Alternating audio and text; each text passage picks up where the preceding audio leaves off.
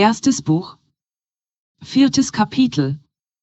Über die Semipronomen und Pronomen. Ich unterscheide in dieser Grammatik zwischen den Semipronomen und den Pronomen, und ich werde Semipronomen diejenigen nennen, die immer zusammengesetzt sind, mit Nomen, Präpositionen, Adverbien und Verben. Sie entsprechen dem, was in der hebräischen Grammatik als Affixe bezeichnet wird, obwohl die hebräischen Affixe als Suffixe angehängt werden, an Nomen und Verben, und diese Semipronomen als Präfixe vorangestellt werden. Ich nenne Pronomen diejenigen, die außerhalb von Wörterverbindungen verwendet werden. Einige Semipronomen gehen eine Verbindung mit Verben ein, andere mit Nomen, Präpositionen und einigen Adverbien. Und ich werde zuerst von denen sprechen. Absatz 1. Über die Semipronomen, die zusammengesetzt sind, mit Nomen, Präpositionen und Adverbien. Diese Semipronomen dienen als die Possessivpronomen, mein, dein, sein, unser, euer, und deren, wenn diese mit Nomen zusammengesetzt sind, von denen oft gesagt wird, dass diese, wenn diese mit ihnen zusammengesetzt sind, Genitive des Besitzes haben. Das Semipronomen der ersten Person, mein, ist Navatl-Teil. Plural, Navatl-Teil, unser. Das der zweiten Person, deines, ist Navatl-Teil. Plural, Navatl-Teil, euer. Das der dritten Person, seines, ihres, sein, ist Navatl-Teil. Plural, Navatl-Teil, deren, oder Navatl-Teil, wenn ein Vokal folgt.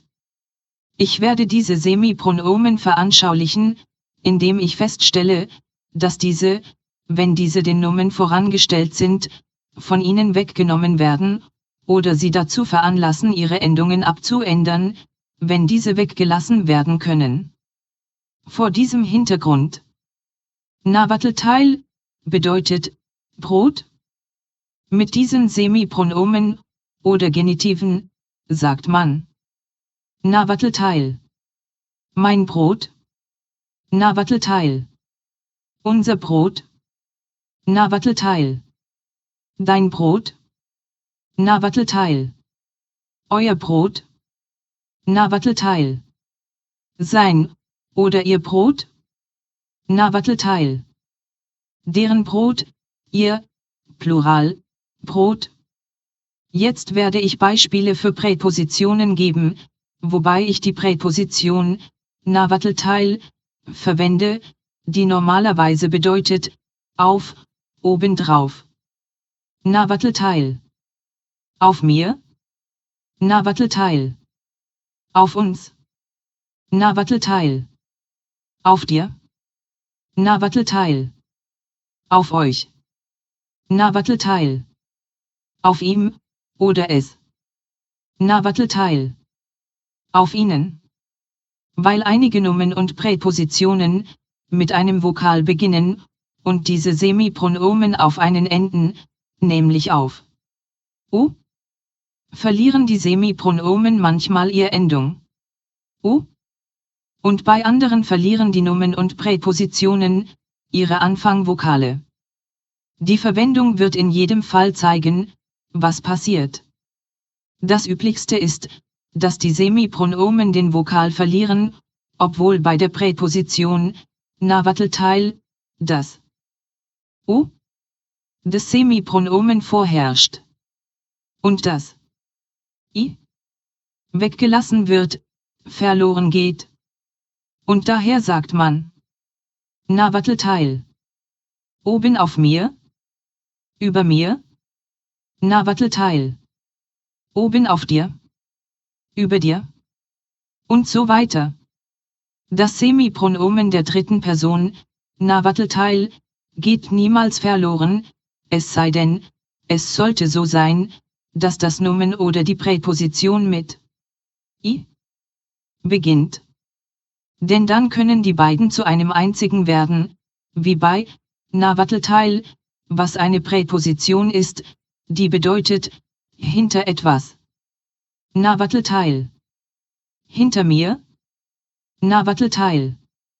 Hinter dir. Navatl-Teil, anstatt Navatl-Teil. Hinter ihm. Navatl-Teil. Hinter uns. Navatl-Teil. Hinter euch. Navatl-Teil. Hinter ihnen. Hier sieht man, wie das N von Navatl-Teil zu M wird, weil ein Vokal folgt. Abgeleitet von Navatl-Teil, das Papier oder das Buch, kommt Navatl-Teil. Mein Papier. Navatl-Teil. Dein Papier. Navatl-Teil. Sein Papier. Navatl-Teil. Unser Papier. Navatl-Teil. Euer Papier. Navatl-Teil. Deren Papier. In diesen Beispielen sieht man, wie die Semipronomen ihren Endung-Vokal weglassen, verlieren, wenn ein anderer folgt. Absatz 2.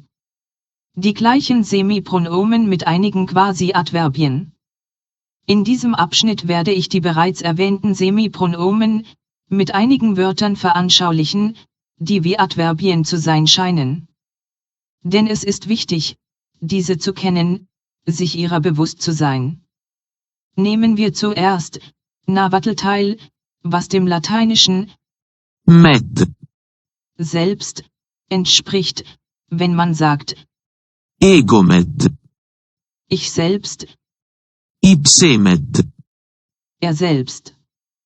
Man sagt auch Navatl-Teil, aber Navatl-Teil ist häufiger. Erste Person Singular. Navatl-Teil. Ich selbst. Oder ich persönlich.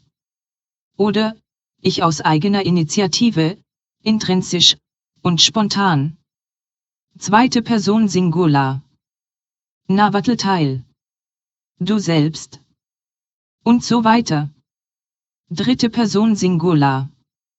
Navatl-Teil. Er selbst. Erste Person Plural. Navatl-Teil. Wir selbst. Zweite Person Plural. Navatl-Teil. Ihr, Plural, selbst. Dritte Person Plural. Navatl-Teil. Sie, Plural, selbst. Navatl-Teil. Er kam von selbst, er kam aus eigenem Antrieb. Oder er kam selbst, er kam persönlich. Navatl-Teil oder Navatl-Teil und Navatl-Teil haben eine sehr ähnliche Bedeutung, allerdings mit einem gewissen Unterschied. Man setzt ihnen als Präfix voran, die gleichen Semipronomen, die bei Navatl-Teil oder Navatl-Teil ihr Endung o verlieren. Singular. Navatl-Teil. Plural. Navatl-Teil. Auf die gleiche Weise sagt man Navatl-Teil, obwohl es seltener verwendet wird. Bei Navatl-Teil ist der Singular. Singular, Navatl-Teil. Ich selbst. Navatl-Teil. Du selbst. Navatl-Teil. Er selbst. Plural, Navatl-Teil. Wir selbst. Navatl-Teil. Ihr, Plural, selbst. Navatl-Teil. Sie, Plural, selbst. Die Höflichkeitsform all dieser Konstruktionen, Navatl-Teil und Navatl-Teil, ist Navatl-Teil. Wie bei Navatl-Teil oder Navatl-Teil, der Herrgott selbst kam, um uns zu belehren, unterweisen. Dieselben Semipronomen werden als Präfix vorangestellt, dem Partikel Navatl-Teil, mit der Bedeutung ich allein, du allein, und so weiter, mit dem Plural Navatl-Teil. Singular, Navatl-Teil. Ich allein. Navatl-Teil. Du allein. Navatl-Teil. Er allein. Plural, Navatl-Teil. Wir allein. Navatl-Teil. Ihr, Plural, allein. Navatl-Teil. Sie, Plural, allein. Oder weil das N vor dem C nicht weich ausgesprochen werden kann. Navatl-Teil, sie allein. Die Höflichkeitsform von diesem Navatl-Teil ist Navatl-Teil im Singular und Navatl-Teil im Plural. Navatl-Teil. Du allein, ehrend. Navatl-Teil. Ihr, Plural, allein, ehrend. Für die Verkleinerung, mit wenig Wertschätzung, Navatl-Teil im Singular und Navatl-Teil im Plural. Navatl-Teil. Du allein. Navatl-Teil. Ihr, Plural, allein. Es ist sehr üblich, dass diesem Navatl-Teil ein Navatl-Teil vorangestellt wird. Ein sehr häufiges Adverb oder Konjunktion, das viele Aufgaben erfüllt, darunter die des Hinweises auf Exklusivität, Alleinvertretung, wie das lateinische tantum, nur, Navatl-Teil und so weiter. Navatl-Teil. Ich liebe nur unseren Herrgott allein. Das Wort Navatl-Teil bedeutet beide oder beides zusammen. Und normalerweise werden ihm vorangestellt die Pluralformen der Semipronomen Navatl-Teil und Navatl-Teil. Navatl-Teil. Wir beide zusammen. Navatl-Teil. Ihr beide. Navatl-Teil. Beide, von ihnen. Dieses Wort wird auch in der dritten Person ohne Semipronomen verwendet. Navatl-Teil. Sie sind Geschwister. Sie sind Brüder oder Schwestern. Navatl-Teil. Sie leben, oder, sie gehen zusammen herum. Seine Höflichkeitsform ist Navatl-Teil. Navatl-Teil. Sie kamen beide. Absatz 3. Über die Semipronomen der intransitiven Verben. Einige der Semipronomen, die mit den Verben verbunden und als Präfix vorangestellt sind, dienen dazu, die Subjekte der ersten, zweiten und dritten Person, im Singular und Plural, zu bezeichnen und zu unterscheiden, während andere, obwohl diese dieselben Personen bezeichnen, nicht Subjekte, sondern Objekte sind, direkte und indirekte. Die Subjekt-Semipronomen für die verschiedenen Personen sind Navatl-Teil. Ich. Navatl-Teil. Du. In der dritten Person gibt es nichts, und die Wurzel des Verbs genügt. Im Plural. Navatl-Teil. Wir. Navatl-Teil. Ihr, Plural. Dessen. N. Wird zu M. Wenn das Verb mit einem Vokal beginnt. Navatl-Teil und Navatl-Teil verlieren ihr I. Wenn ein Vokal folgt. Diese dienen für intransitive Verben und auch für Transitivverben, sofern, vorausgesetzt dass sie zusammengesetzt sind, mit dem Objekt oder mit Navatl-Teil, was eine unbestimmte Person bedeutet, oder mit Navatl-Teil, was eine unbestimmte Sache bedeutet. Später werde ich erklären, was Navatl-Teil und Navatl-Teil sind und wofür diese da sind. Ich werde einige Beispiele dafür nennen. Singular, Navatl-Teil. Ich lebe. Navatl-Teil. Du lebst. Navatl-Teil. Er lebt. Plural, Navatl-Teil. Wir leben. Navatl-Teil. Ihr lebt. Navatl-Teil. Sie leben. Die Wurzel des Verbs ist Navatl-Teil, leben. Als Beispiel für ein Verb, das mit seinem Objekt zusammengesetzt ist, nehmen wir Navatl-Teil, Blumen pflücken oder schneiden, bestehend aus dem Verb Navatl-Teil, schneiden, und dem Nomen Navatl-Teil, Blume, das in einer Zusammensetzung seine Endung Navatl-Teil weglässt, verliert, wenn es vorangestellt, vorne platziert, wird. Singular, Navatl-Teil. Ich pflücke Blumen. Navatl-Teil. Du pflückst Blumen. Navatl-Teil. Er pflückt Blumen. Plural, Navatl-Teil. Wir pflücken Blumen. Navatl-Teil. Ihr pflückt Blumen. Navatl-Teil. Sie pflücken Blumen.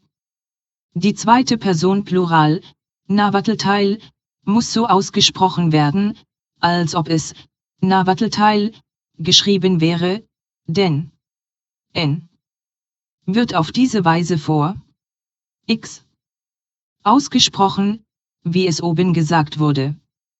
Als ein Beispiel für Navatl-Teil, das Objekt, das Personen im Allgemeinen andeutet, lass uns nehmen, Navatl-Teil, jemanden erschlagen oder töten, ohne zu sagen, wer im Besonderen.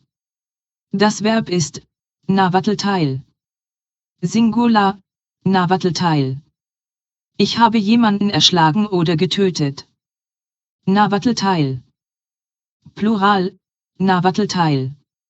Das gleiche Verb, Navatl-Teil, mit Navatl-Teil, dem Objekt für Dinge im Allgemeinen, ohne anzugeben, um welches Ding es sich handelt, bedeutet, etwas töten, wie einen Ochse, Hammel, Huhn, und so weiter. Singular, Navatl-Teil. Ich töte etwas. Navatl-Teil. Plural, Navatl-Teil. In der zweiten Person Singular und Plural, des Präsenzimperativ, Optativ oder Konjunktiv, setzt man Navatl-Teil anstatt Navatl-Teil, Singular und Navatl-Teil, Plural, wie in Navatl-Teil. Schlaf. Singular. Navatl-Teil. Schlaft. Plural. Wenn das Verb transitiv ist, und sein Objekt, erste oder zweite Person Singular oder Plural ist, tun andere Semipronomen die Objekte andeuten, die hinter denen stehen, die die Subjekte andeuten. Diese sind Navatl-Teil. Mich. Navatl-Teil. Uns. Navatl-Teil. Dich. Navatl-Teil. Euch. Navatl-Teil. Ich erschlage dich. Navatl-Teil. Du erschlägst mich. Navatl-Teil. Ich erschlage euch. Navatl-Teil. Er erschlägt mich. Navatl-Teil. Er erschlägt dich. Beachte, dass die erste Person Objekte, Navatl-Teil und Navatl-Teil, nicht zur gleichen Zeit, gleichzeitig, vorkommen können, wie die erste Person Subjekte, noch wie die zweite Person Objekte, Navatl-Teil und Navatl-Teil, zur gleichen Zeit, gleichzeitig, wie die zweite Person Subjekte. Und um somit zu sagen, ich töte mich selbst, kann man nicht sagen, Navatl-Teil, noch um zu sagen, du tötest dich selbst, kann man sagen, Navatl-Teil. Dafür gibt es andere Partikel, die ein Verb reflexiv machen. Ich werde diese ein wenig später angeben. Absatz 4. Die Semipronomen der transitiven Verben. Einzigartig, eine Besonderheit an dieser Sprache ist, dass, wenn die Verben transitiv sind, diese entweder mit dem eigentlichen Objektnomen zusammengesetzt werden müssen. Wie in Navatl-Teil, ich esse Fleisch, bestehend aus Navatl-Teil, Fleisch, und dem Verb Navatl-Teil, essen. Oder mit, Navatl-Teil, das bedeutet, Dinge, oder, etwas. Und das verwendet wird, wenn das Objekt nicht bestimmt, spezifiziert, ist. Wie bei, Navatl-Teil, ich esse, ohne zu sagen was.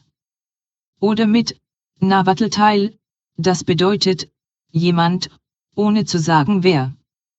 Wie bei, Navatl-Teil, ich streite. Dieses, Navatl-Teil, wird auch mit Nomen verwendet, um auf den Besitz einer anderen Person hinzuweisen, ohne zu sagen, von wem, wessen, im Speziellen. Zum Beispiel, die Nomen, Navatl-Teil, und, Navatl-Teil, bedeuten, Eigentum. Navatl-Teil. Mein Eigentum. Aber, Navatl-Teil.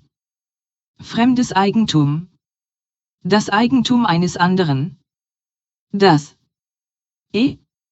Dieses, Navatl-Teil, geht nie verloren, auch wenn das Nomen oder Verb, mit einem Vokal beginnt. Um auf die transitiven Verben zurückzukommen. Wenn das Objekt eine bestimmte, spezielle, Sache oder Person ist, und spezifiziert, angegeben, ist, und das Nomen nicht mit dem Verb zusammengesetzt ist, dann sage ich, dass das Verb dennoch ein Anzeichen der Transitivität benötigt, das es auf sein Objekt bezieht. Und dieses Zeichen ist C. Als das Zeichen eines Singularobjekt, und, Navatl-Teil, für ein Pluralobjekt, oder, Navatl-Teil, wenn das Verb mit einem Vokal beginnt. Aber wenn das Subjekt dritte Person Singular oder Plural ist, oder die zweite Person Plural ist, wird das C. zu, Navatl-Teil, wenn das Verb mit einem Konsonanten beginnt, weil C. nicht ohne große Schwierigkeiten ausgesprochen werden konnte, wie in den Beispielen zu sehen sein wird. Zur Veranschaulichung verwenden wir das Verb, Navatl-Teil, töten oder erschlagen, und lassen es sein bestimmtes Objekt sein. Navatl-Teil. Geflügel oder Henne. Navatl-Teil. Ich töte eine Henne.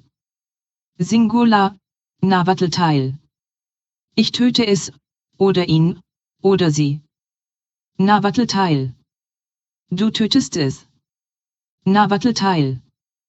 Er tötet es. Plural, Navatl-Teil. Wir töten es. Navatl-Teil. Ihr tötet es.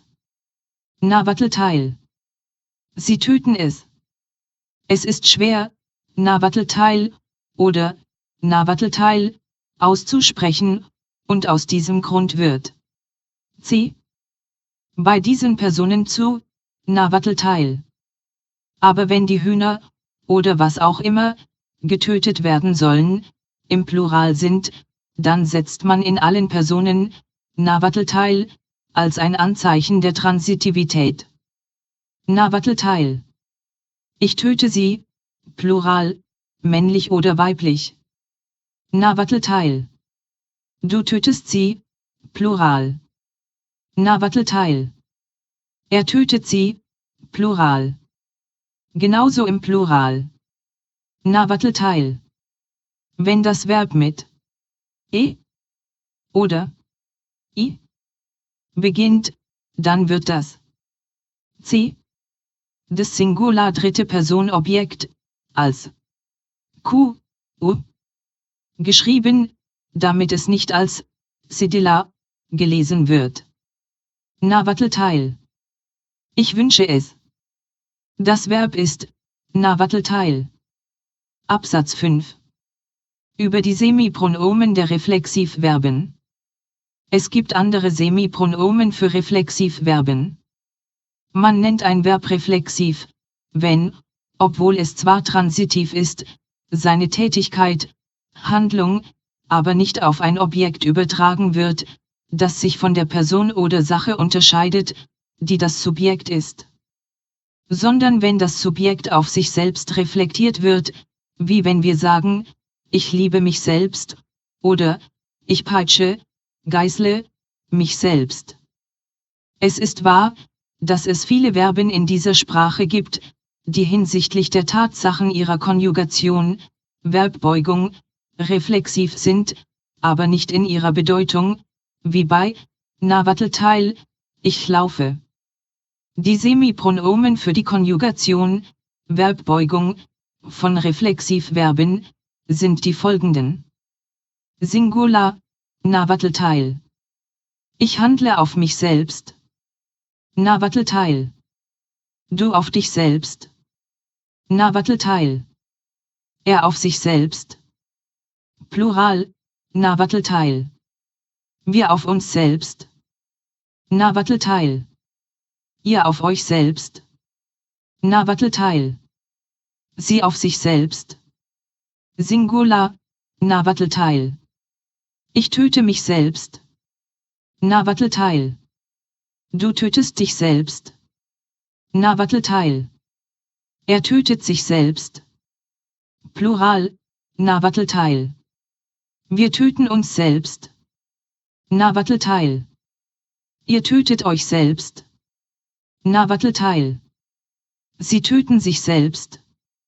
Wenn das Verb gleichzeitig reflexiv und transitiv ist, und das Objektnomen nicht mit dem Verb zusammengesetzt ist, und es nicht das Navatl-Teil von Personen im Allgemeinen, oder das Navatl-Teil von Dingen hat, dann setzt man in diesem Fall das Navatl-Teil und Navatl-Teil, die Markierungen eines dritte Person Singularobjekt, wie es dazu gesagt wurde, oder Navatl-Teil, die Markierung eines dritten Person Pluralobjekt. Diese Markierungen, Navatl-Teil und Navatl-Teil, sowie die Semipronomen, für das erste und zweite Personobjekt, Navatl-Teil und Navatl-Teil, werden platziert nach Navatl-Teil und Navatl-Teil. Singular. Navatl-Teil. Plural. Navatl-Teil. Und wenn das Objekt im Plural ist, wird man sagen. Singular. Navatl-Teil. Plural. Navatl-Teil. Viele dieser Verben sind auch in der Bedeutung nicht reflexiv, sondern in den Äußerlichkeiten der Konjugation, Verbbeugung, wie das Verb Navatl-Teil, das, wenn es sowohl reflexiv als auch transitiv ist, bedeutet, für etwas sorgen, sich um etwas kümmern. Navatl-Teil. Ich kümmere mich um mein Kind. Ich passe auf mein Kind auf. Navatl-Teil. Du kümmerst dich um dein Kind. Navatl-Teil. Er kümmert sich um sein Kind. Navatl-Teil. Wir kümmern uns um unser Kind. Navatl-Teil. Ihr kümmert euch um euer Kind. Navatl-Teil. Sie kümmern sich um ihr Kind. Und wenn die Kinder in der Anzahl im Plural sind, setzt man Navatl-Teil in allen Personen, wie in Navatl-Teil. Ich kümmere mich um meine Kinder. Navatl-Teil. Wir kümmern uns um unsere Kinder. Navatl-Teil. Ich kümmere mich um dich. Navatl-Teil. Du kümmerst dich um mich. Navatl-Teil. Niemand kümmert sich um mich. Wenn ein reflexiv und transitives Verb kein bestimmtes Objekt hat, wird es Navatl-Teil oder Navatl-Teil annehmen. Navatl-Teil für Personen im Allgemeinen, Navatl-Teil für Dinge im Allgemeinen und Navatl-Teil und Navatl-Teil werden nach den Reflexiv-Semipronomen platziert, ohne irgendein anderes Anzeichen der Transitivität. Navatl-Teil. Ich kümmere mich um Menschen. Ich passe auf Leute auf. Navatl-Teil. Ich kümmere mich um Dinge. Absatz 6. Über andere Dinge bezüglich der Konjugation, Verbbeugung, mit Semipronomen. Beachte zunächst für alle transitiven Verben, egal ob diese nun reflexiv sind oder nicht, dass diese, obwohl wenn diese, Nawattelteil, oder das Nomenobjekt eingegliedert haben, diese nicht, Nawattelteil, und, Nawattelteil, annehmen, als Anzeichen der Transitivität, wenn sie nur ein einziges Objekt regieren. Aber wenn sie zwei Objekte regieren, und mindestens eines davon sich außerhalb des Verbs befindet, sie, Nawattelteil, und, Nawattelteil, annehmen. Ich werde mich erklären, am Beispiel des Verbs, Nawattelteil, das bedeutet, geben, das zwei Objekte regiert. Nämlich als das eine, das Ding, das gegeben wird, und das andere die Person, der es gegeben wird. Wenn beide Objekte außerhalb des Verbs liegen, genügt für beide, ein, Nawattelteil, oder, Nawattelteil. Wie bei, Nawattelteil, ich gebe meinem Kind Brot. Wenn ich die Erwähnung weglasse, der speziellen Person, der ich das Ding gebe, gleicht, Nawattelteil, dessen Mangel aus, wie in, Nawattelteil, ich gebe jemandem Brot.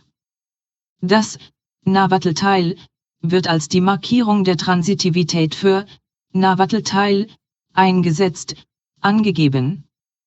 Wenn ich das Ding weglasse, das angegeben wird, macht, Nawattelteil, es wieder wett, wie in, Nawattelteil, ich gebe meinem Kind etwas oder etwas zu essen. Das, Nawattelteil, bezieht sich auf das Objekt, Nawattelteil, das sich außerhalb des Verbs befindet. Wenn ich die Erwähnung weglasse, sowohl der Sache, die ich gebe, als auch die Person, der ich diese gebe, ist es obligatorisch, verbindlich, dass beide, sowohl, Nawattelteil, als auch, Nawattelteil, diese vertreten, darstellen, wobei, Nawattelteil, an erster Stelle steht. Und in einem solchen Fall fehlt, Nawattelteil, oder, Nawattelteil, wie in, Nawattelteil, ich gebe etwas jemandem, oder einigen Leuten. Auch wird, Nawattelteil, oder, Nawattelteil, nicht benötigt, wenn das Verb mit dem Nomen zusammengesetzt ist, für die Sache, die ich gebe. Und auch mit, Nawattelteil, das vorangestellt ist, davor steht, wie in, Nawattelteil, ich gebe Brot jemandem, oder einigen Leuten. Aber wenn man, Nawattelteil, nicht verwendet, wird, Nawattelteil, oder, Nawattelteil, vorhanden sein. Wie in, Nawattelteil, ich gebe meinem Kind Brot. Aber, Nawattelteil, oder, Nawattelteil, ist unvereinbar, nicht kompatibel, mit jedem Verb, das die Objekt-Semipronomen der ersten und zweiten Person hat, Singular und Plural, Nawattelteil. Sogar obwohl das Verb zwei Objekte regiert, und die Sache außerhalb des Verbs ist. Und also sagt man, Nawattelteil. Ich gebe dir Brot. Und nicht, Nawattelteil. Es ist wahr, dass, wenn das direkte Objekt außerhalb des Verbs im Plural ist. Und, Nawattelteil, als Anzeichen der Transitivität erfordern würde, obwohl sein, Nawattelteil, verloren gegangen ist, das, Nawattelteil, erhalten bleibt, zusammen mit den oben erwähnten Objekt-Semipronomen, der ersten und zweiten Person. Also, Nawattelteil. Gib mir deine Hühner, ich werde sie für dich behalten. Zweitens. Beachte bezüglich der Konjugation, Verbbeugung, der Subjekt-Semipronomen, Nawattelteil, und, Nawattelteil, dass diese dazu dienen, das gleichbedeutende Verb, Sam, sein, wie, zu ersetzen, wenn diese mit Nomen zusammengesetzt werden. Lasst uns nehmen das Adjektiv, Nawattelteil, gut, als ein Beispiel. Singular, Nawattelteil. Ich bin gut. Nawattelteil. Du bist gut. Nawattelteil. Er ist gut. Plural, Nawattelteil. Wir sind gut. Navatl-Teil. Ihr seid gut? Navatl-Teil. Sie sind gut? Sogar obwohl das Verb Sam. nicht ersetzt wird, weil es ein anderes Verb gibt, auf das sich das Nomen bezieht, nimmt das Nomen diese Semipronomen dennoch an, wenn man in der ersten oder zweiten Person spricht, wie in Navatl-Teil. Ich werde zum Idioten. Navatl-Teil. Wir werden zu Idioten. Navatl-Teil. Wir Menschen sind alle Sünder. Daher kann ein Nomen als der Vokativ dienen, mit Navatl-Teil, im zweite Person Singular, und mit Navatl-Teil, für den Plural, wie in Navatl-Teil. Komm her, Junge. Navatl-Teil. Kommt her, Jungs. Sehr häufig stimmen diese Semipronomen mit den anderen obigen überein, die Genitive des Besitzes sind. Und die Konjugation, Verbbeugung, Semipronomen, werden vor die anderen gestellt, wie in Navatl-Teil. Ich bin dein Kind. Navatl-Teil. Ich bin sein Kind. Navatl-Teil. Ich bin euer Kind. Navatl-Teil. Ich bin deren Kind. Navatl-Teil. Du bist mein Kind. Navatl-Teil. Ihr seid meine Kinder. Navatl-Teil. Ich bin jemandes Sklave. Erstes Buch. 5. Kapitel. Über die unabhängigen Pronomen.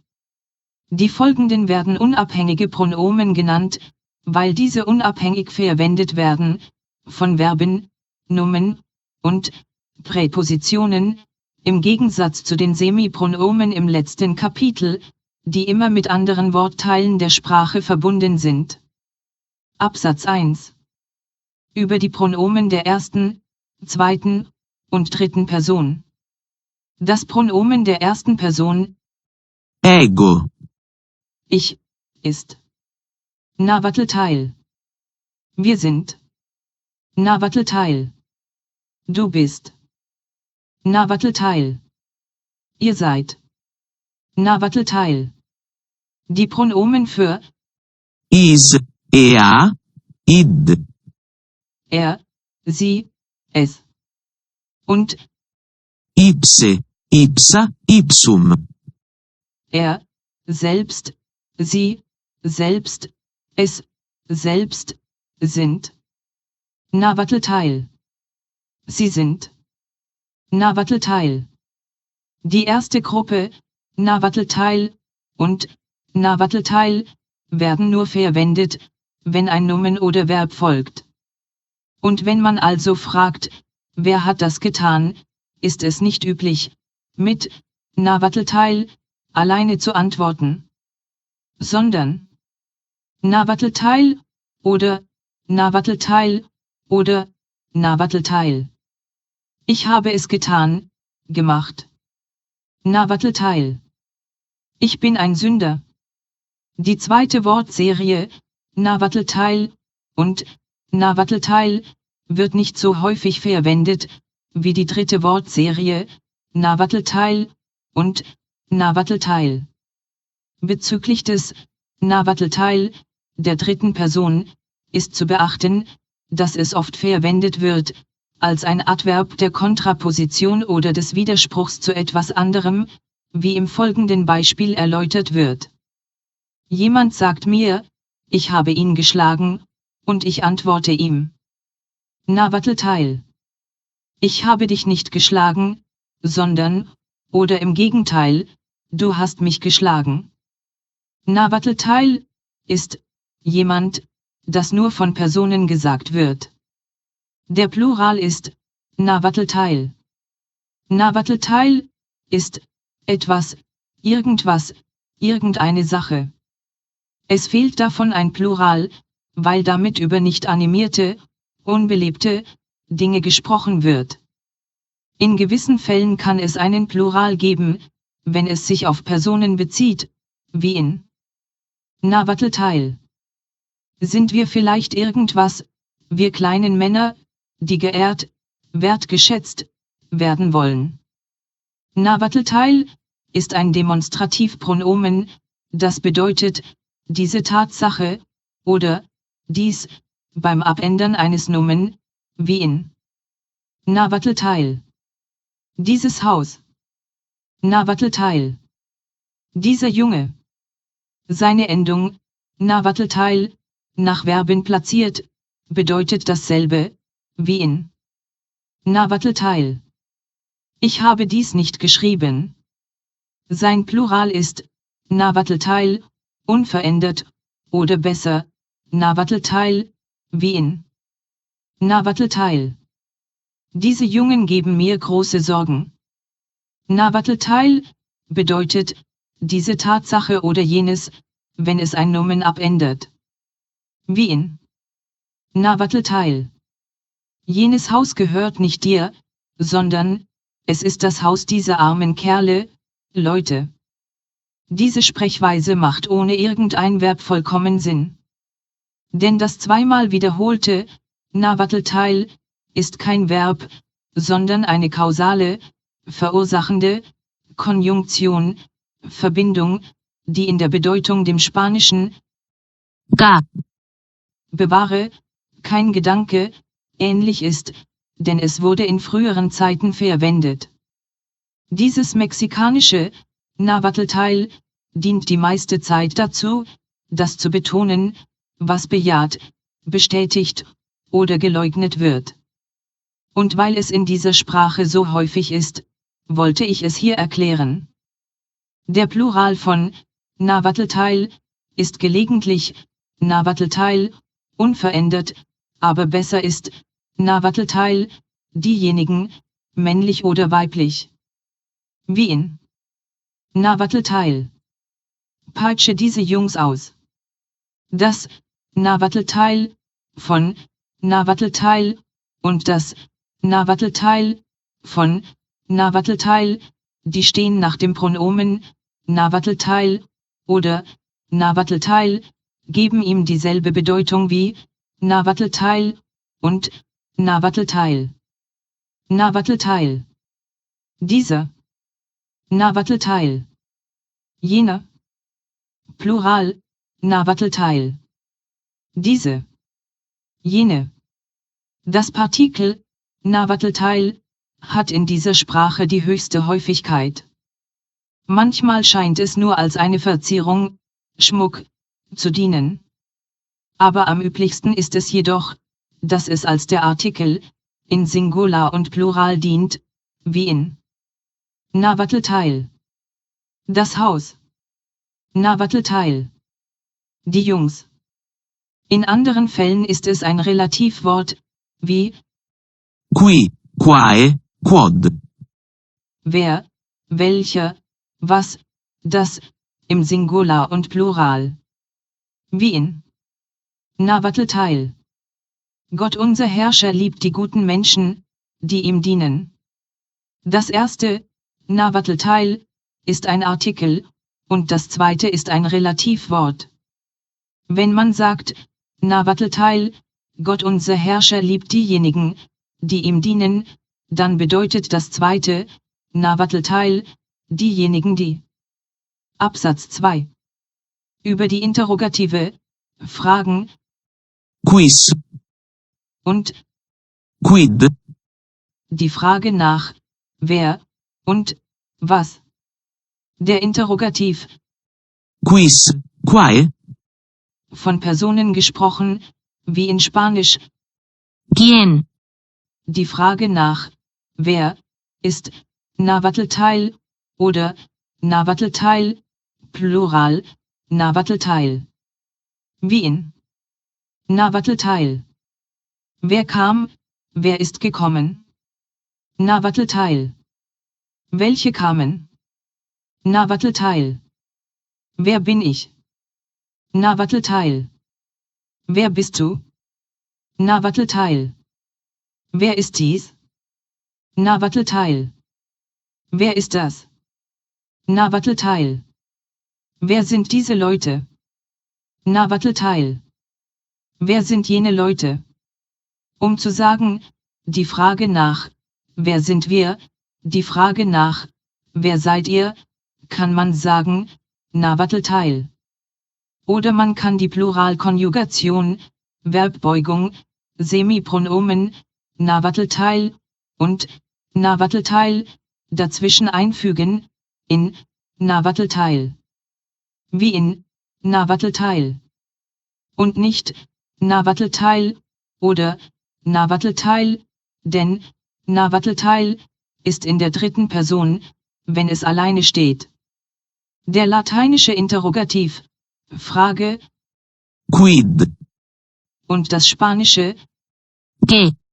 die Frage nach, was, oder, was, das ein Nomen abändert, ist Navatl-Teil, oder Navatl-Teil. Navatl-Teil hat einen, Saltillo. wenn ihm ein Konsonant folgt. Wie in Navatl-Teil. Was tust du, was machst du da? Navatl-Teil. Was willst du? Es wird über unbelebte Dinge gesprochen, obwohl es manchmal angewendet werden kann, um Dinge und Personen zu beleben, animieren, und um einen Plural zu erhalten, wie in Navatl-Teil. Was bist du denn? Oder im Plural. Navatl-Teil.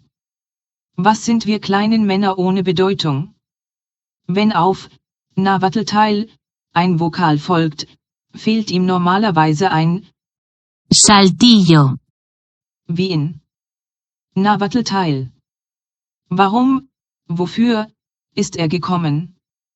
Beachte als allgemeine Regel für alle Interrogativpronomen, Fragewörter, Navatl-Teil und Navatl-Teil und auch für alle Interrogativadverbien, dass diese am Anfang einer Äußerung stehen müssen, um solche zu sein.